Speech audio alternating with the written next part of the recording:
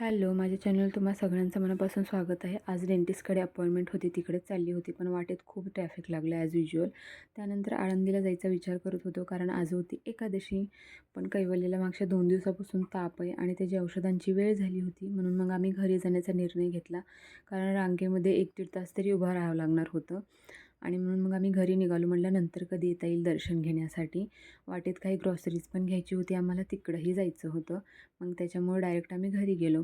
त्यानंतर घरी आलो. घरी स्वांशला ही चिक्की भेटली होती स्कूलमधून, ती खाल्ली. त्यानंतर माझं एक पार्सल येणार होतं अजिओवरून.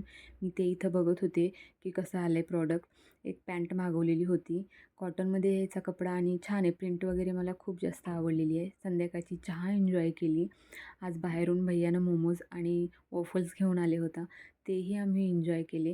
आणि इथं मी वॉफल्स गरम करून घेत आहे, कारण थंड वॉफल्स खाण्याला मज्जा अजिबात येत नाही. आणि असा आज आमचा दिवस संपला.